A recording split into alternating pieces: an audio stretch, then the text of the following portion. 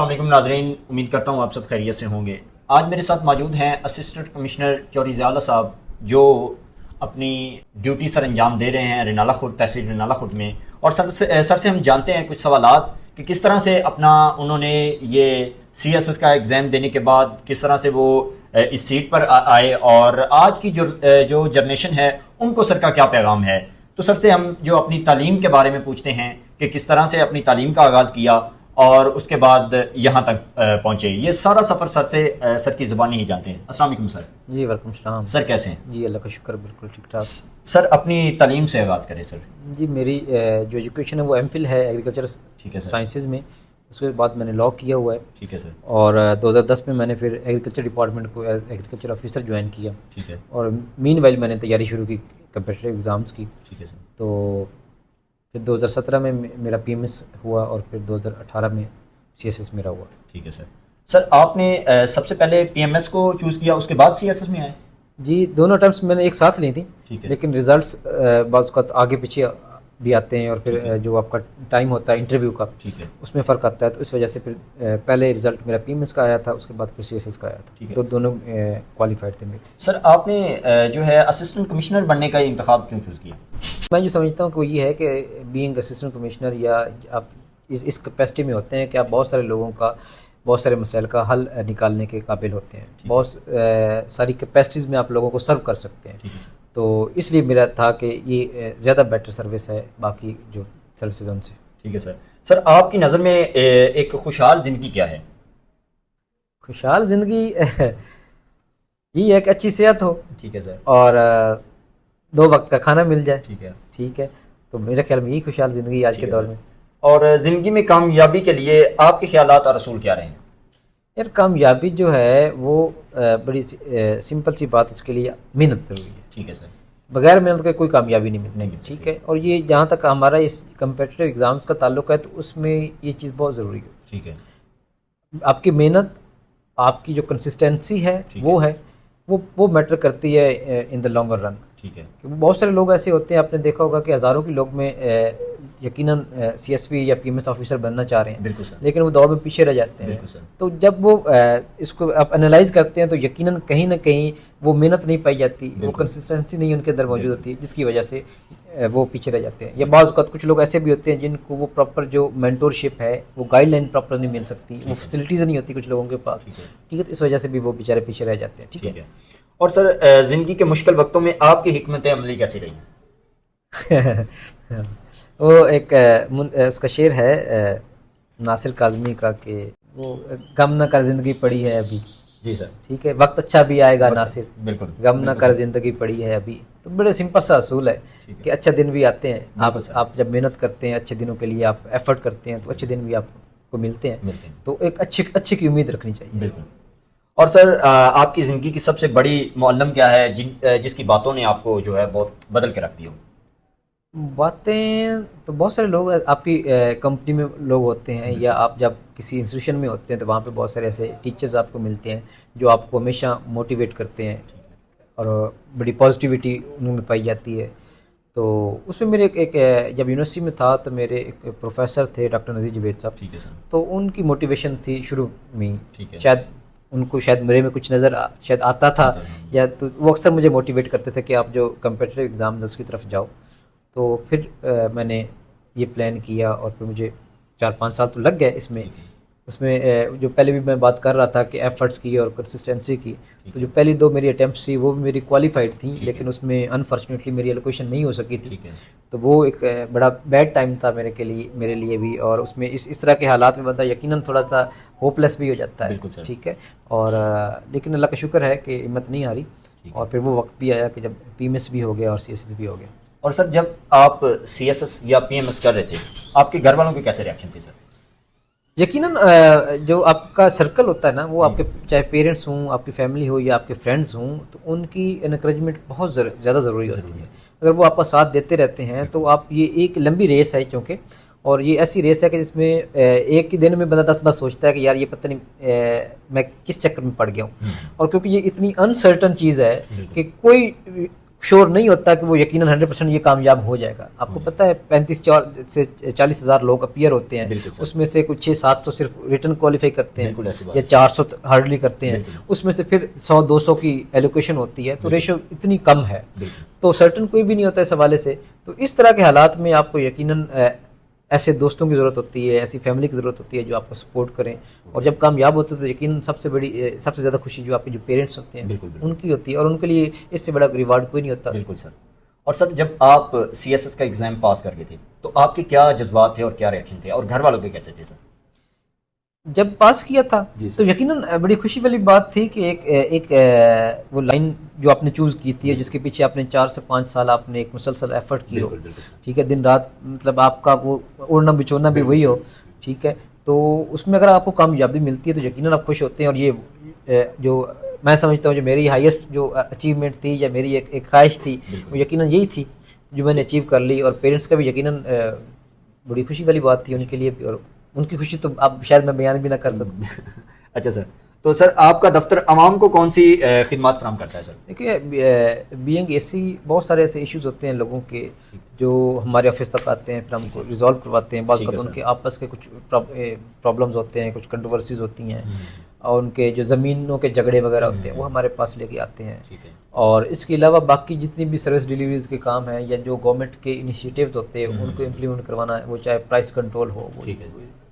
और बाकी भी इस तरह के बहुत सारे मामला जो हमारे पास आते हैं वो हम रूटीन में करते हैं। इसके अलावा जो गवर्नमेंट की जो रिकवरी होती है मुख्तलिफ उसमें उसके अक्स के तहत होती है, या मुख्तलिफ जो हमारे जैसे एग्रीकल्चर लैंड के ऊपर हमारे ठीक है। टैक्सेस वगैरह होते हैं, ठीक है। तो वो सारी रिकवरी भी वो हमारा ऑफिस ही करता है। ठीक है सर। और सर इसके बाद आप असिस्टेंट कमिश्नर की जिम्मेदारियां क्या हैं और ख़ास तौर पर शहरी और देहाती लोगों के लिए कौन सी हैं? ये जिम्मेदारियां कुछ पहले मैंने आपको बता दी हैं, बिल्कुल सर। ठीक है। जो मैं ये समझता हूँ कि डायरेक्टली या इनडायरेक्टली बहुत सारे लोगों के जो मसाइल हैं वो आपके पास ही आते हैं, बिल्कुल सर। ठीक है। अगर आप देखें तो अब म्यूनसिपल कमेटी के एडमिनिस्ट्रेटर हैं, तो लोगों की सफाई सुथराई के इश्यूज़ हैं तो वो भी आपके पास आएंगे। लोगों के साफ पीने के पानी का इशू है तो वो भी आपके पास आ जाएंगे, बिल्कुल सर। ठीक है। इसके अलावा बीइंग एसी आपके पास बहुत सारे ज़मीनों के झगड़े आपके पास आएंगे। बिल्कुल। आप एक कोर्ट रन करते हैं तो बहुत सारे उनके झगड़े के होते हैं, उनके फैसले आपके पास होते हैं, ठीक है। और बहुत सारे ऐसी एक्टिविटीज़ हैं, कहीं ना कहीं आप इन्वॉल्व रहते हैं। बिल्कुल सर। और सर असिस्टेंट कमिश्नर का ओहदा कितने अरसे तक जो होता है?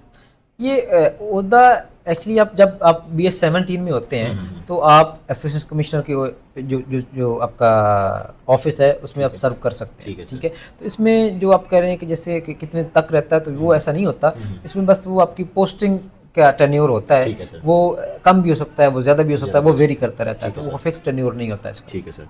और सर असिस्टेंट कमिश्नर का पुलिस और इंफॉर्मेशन टेक्नोलॉजी के साथ कैसा ताल्लुक होता है? पुलिस भी एक डिपार्टमेंट है जिसके साथ हमारा यकीनन बड़ा क्लोज लाइजन रहता है, और कोऑर्डिनेशन के साथ बहुत सारे मामला हम उसको डील कर रहे होते हैं। और दोनों महकमे जो हैं इस वक्त जो इंफॉर्मेशन टेक्नोलॉजी की जैसे एक वक्त की ज़रूरत भी है, तो उसको दोनों ही अडॉप्ट कर रहे हैं, और उसकी बेसिस पे बहुत सारे ऐसे काम हैं, बहुत सारी ऐसी चीज़ें हैं जो ऐसे प्रॉब्लम है जिनको हम रिजॉल्व कर रहे हैं, वो चाहे एसी ऑफिस हो, वो चाहे पुलिस का डिपार्टमेंट हो। तो IT के बगैर तो मेरा ख्याल है अब सर्वाइवल ही नामुमकिन है। ठीक है। और सर तालीम और सेहत के शोबा में आप क्या तब्दीलियाँ लाना चाहते हैं सर? देखिए जी, तालीम और सेहत तो सब लोगों का बुनियादी हक है। इस हवाले से जो भी गवर्नमेंट इनिशिएटिव्स लेती है उसको तहसील लेवल पे इम्प्लीमेंट करवाना वो हमारी जिम्मेदारी होती है। तो हम कोशिश करते हैं कि 100% उसको इम्प्लीमेंट करवाया यहाँ पे, ठीक है। लेकिन जो बच्चे हैं या खासकर जो इस हवाले से पॉलिसी तो डेफिनेटली गवर्नमेंट लेवल पे बनती है, लेकिन जो बच्चों के हवाले से, तालीम के हवाले से देखा जाए तो हमें जो फोकस करने की ज़रूरत है वो जो आउट ऑफ स्कूल चिल्ड्रन है, अभी बच्चे स्कूल नहीं जा पा रहे, बहुत सारी वजूहात है उसके पीछे। उन जो वजूहात हैं उनको दूर करने की ज़रूरत है ताकि वो बच्चे भी हमारे स्कूलों में आएँ, वो जो एक हक है उनका वो भी उनको मिले। बिल्कुल। और सर असिस्टेंट कमिश्नर का अदलिया में क्या किरदार है सर? अदलिया एक अलग एक सेपरेट जो है ना वो गवर्नमेंट का ऑर्गन है, ठीक है, और वो इंडिपेंडेंट ऑर्गन है। लेकिन अगर अदलिया को अगर आप हमारे ऑफिस से रिलेट करते हैं तो हमारे जो रेवेन्यू लॉज हैं, ठीक है सर, उसके तहत जो एसी ऑफिस होता है उसका एक रेवेन्यू कोर्ट होता है, ठीक है। तो वो इश्यूज लोगों के आपस में जो ज़मीन के जो तनाज़े वगैरह होते हैं उनके जो केसेस हैं वो हमारे जो कोर्ट है उनको भी डील करती है और उनका फैसला करती है। ठीक है सर। और सर पाकिस्तान में गुर्बत के मसाइल कैसे हैं और उनको हल कैसे किया जा सकता है? देखिए, गुर्बत नो डाउट के बहुत बड़ा मसला है हमारा पाकिस्तान का। तो उसमें एक तो ज़रूरी चीज़ है वो एजुकेशन है, लोगों को एजुकेट किया जाए ठीक है सर। ताकि वो जो हमारी ना सिर्फ मुल्क में बल्कि जो हमारी जो पूरी दुनिया में कम्पीट कर सके। बिल्कुल सर। और अगर उस हवाले से वाकई कम्पीट करना है तो उसका सबसे बेहतरीन जो चीज़ है वो है डिजिटल एजुकेशन, ठीक है सर। कि लोगों को इंफॉर्मेशन टेक्नोलॉजी की तरफ लाया जाए। ठीक है। उनके जो छोटे कोर्सेज हैं बिल्कुल सर। वो जो छोटी सतह है उसके ऊपर बिल्कुल वो मुतारिफ करवाए जाएं ताकि जो हमारे यूथ है स्पेशली, बिल्कुल सर। ठीक है, जो जॉबलेस है, हम्म। उनको इस तरह की जो टेक्निकल चीज़ें हैं वो मिलें, इंफॉर्मेशन ठीक है सर। टेक्नोलॉजी में आए। आजकल तो डिजिटल बिल्कुल दौर सर, है, आपको बिल्कुल, पता है। बिल्कुल। तो वो जब तक इसमें नहीं आएंगे तो हम शायद कम्पीट नहीं कर पाएंगे किसी ठीक भी हवाले से, क्योंकि जॉब अपॉर्चुनिटीज़ जो गवर्नमेंट की जॉब्स हैं वो इस तरह अपॉर्चुनिटीज़ पैदा करना गवर्नमेंट के लिए बहुत मुश्किल होता है, क्योंकि माली मसाइल भी है दूसरी तरफ।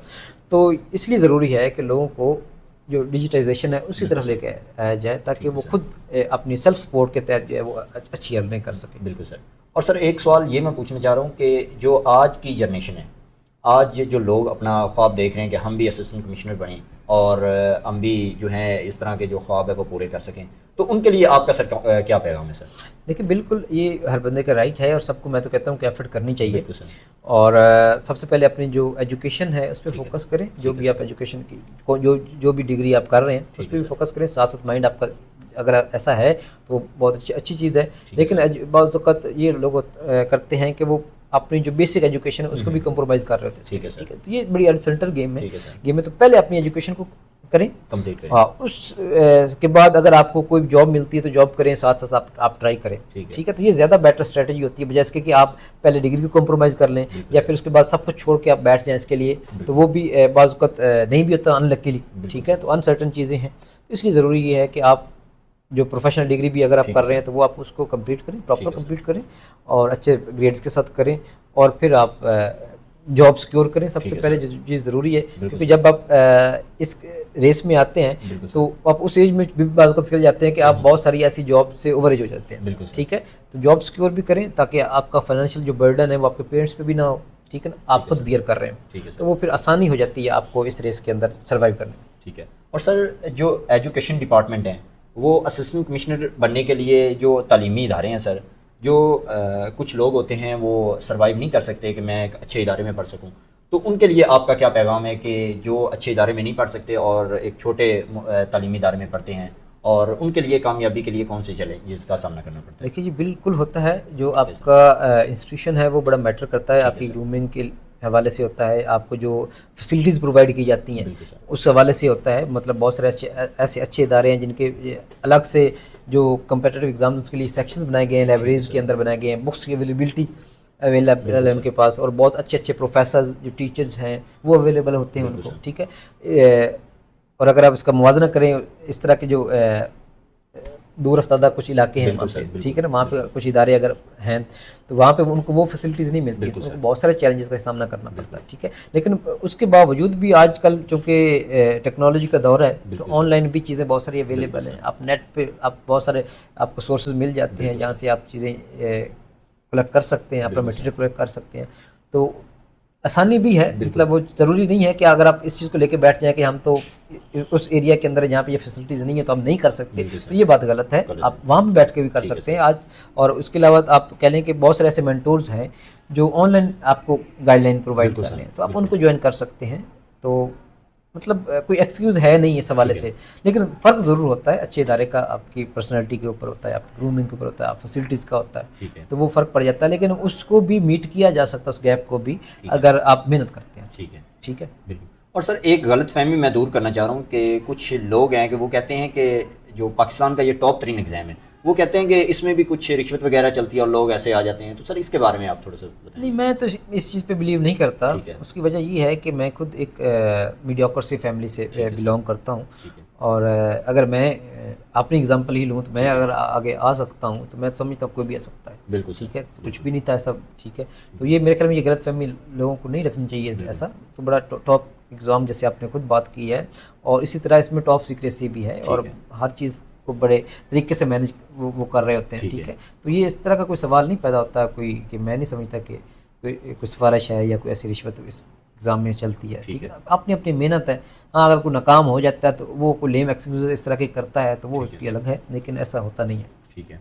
और सर जो आप एक पैगाम एक दे दें पाकिस्तानी अवाम को कि किस तरह से पाकिस्तान के हालात बदल सकते हैं और किन किन जो है मुश्किलात का अभी सामना करना पड़ रहा है, वो एक आप जो है पाकिस्तान की आवाम को आप जवाब दे दें। देखिए चैलेंजेस तो बहुत सारे हैं, ठीक ठीक है, है। एजुकेशन के हवाले से है हमारा, या पॉवर्टी है, ठीक है।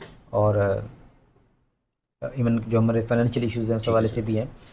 तो यकीनन बाकी तो गवर्नमेंट लेवल पे पॉलिसी मैटर्स होते हैं, लेकिन हम इंडिविजुअल जो हैं अपने तौर पे भी तो बहुत सारी एफर्ट्स इसके अंदर कर सकते हैं। अपना बिल्कुल अपना सर। किरदार कम से कम हमें अदा करना बिल्कुल चाहिए सर, इस हवाले बिल्कुल, से, बिल्कुल। बजाय इसके कि हम सारी चीज़ें रख के बैठ जाएं और जी फलां बंदा ही करेगा या गवर्नमेंट आ गई है तो उसने ही करना है, तो ठीक नहीं, है। उस ये ज़रूरी नहीं होता कोई एक बंदे या फ़र्द वाहिद का ये जो है वो जिम्मेदारी नहीं है। जिम्मेदारी भी नहीं है और वो कर भी नहीं सकता। ठीक तो है। ये पूरी कौम को इकट्ठा होना इकट्ठा पड़ता होना, है, बिल्कुल और अगर कोई ऐसे फैसले लिए जाते हैं ठीक है। गवर्नमेंट के लेवल पे भी लिए जाते हैं, तो उनको अगर आप अप्रिशिएट नहीं कर सकते तो कम से कम उसको तो उसके ऊपर तनकीद भी इस तरह ना करें, क्योंकि वो इनिशिएटिव्स यकीनन जो इन द लॉन्गर रन वो मुल्क के लिए लिए जा रहे होते ठीक हैं। तो मेरे ख्याल में हमें सबको ये चीज़ों को भी समझना होगा और सबको एफर्ट भी करनी होगी, ठीक है। ठीक है ना, अपने अपने हिस्से की शमझ बिल्कुल सबको सर, जलानी बिल्कुल पड़ेगी, सर। तो आहिस्ता से इंशाल्लाह हालात भी बेहतर हो जाएंगे। ठीक है सर, बहुत शुक्रिया, आपने कीमती टाइम दिया। Thank you. Thank you sir, बहुत अच्छा लगा आपसे मिलकर। Thank you. बहुत शुक्रिया, Thank you. जज़ाकल्लाह सर। Okay.